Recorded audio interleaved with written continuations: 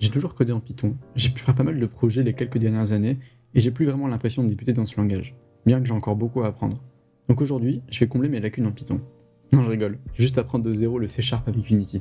Bon bah c'est parti, j'aimerais bien un jeu en vue du dessus, avec des animations procédurales. J'ai donc suivi cette vidéo pour faire un verre car je vous rappelle que je connais rien du tout à Unity. On commence par faire une tête. Bon, je fais des textures simplistes pour le moment, car le game design est actuellement plus important pour moi, et surtout parce que je suis super nul en game art. On fait que la tête va vers la souris en la regardant, on va diriger le verre comme ça pour le moment. On fait son corps avec une ligne via la composante Line Renderer. C'est cool, on peut changer l'épaisseur, la couleur et l'opacité. Le verre aura un corps divisé en segments, ça va simplement être des points qui vont définir la forme de la queue. En les reliant, s'ils sont suffisamment proches, on aura une impression de courbure lisse. Ensuite, il faut que sa queue suive sa tête. On l'implémente alors en faisant déplacer chaque segment en direction de son prochain. On peut changer le Smooth Speed, qui est un paramètre qui va influer sur la réactivité de la vitesse des segments.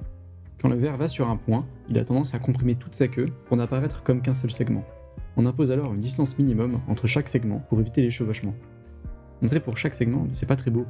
On ajoute alors une texture à afficher sur chacun des segments. Bon, la texture ne s'oriente pas bien, mais on règle ça. On joue un petit peu avec les paramètres pour que ça rende bien. Super, on a un joli verre avec plein de potentiel. Maintenant, on va s'occuper un peu du personnage. On fait en sorte qu'on peut le déplacer et qu'il regarde la souris. Je vous avais dit que j'étais mauvais en pixel art, non ? Maintenant, place à la carte. Ce sera un élément très important du gameplay, donc j'ai beaucoup d'idées dessus. Malheureusement, je suis un bébé à Unity, donc beaucoup d'entre elles sont actuellement irréalisables. Pour le moment, j'aimerais avoir une carte générée procéduralement à base de bruit de perlin.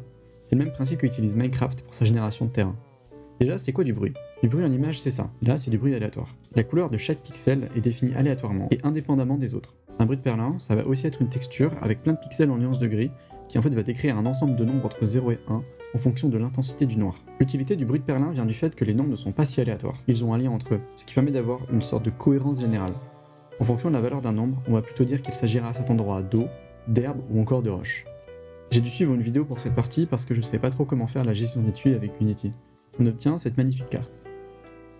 Comment est faite la répartition des tuiles ? Ce qu'on fait, c'est qu'une fois qu'on a un nombre entre 0 et 1, on vient le multiplier par le nombre de types de tuiles qu'on a pour avoir en fait un nombre entre 0 et le nombre de tuiles différentes. On en prend ensuite la partie entière pour choisir quelle tuile on met.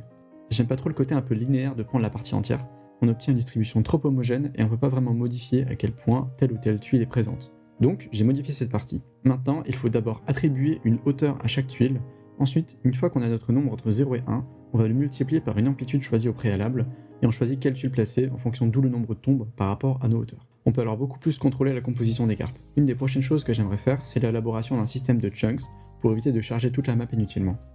Bon, vous l'avez compris, je suis pas un expert dans ces domaines-là, et je suis en plein apprentissage. Donc si vous avez des conseils à me donner, je suis preneur.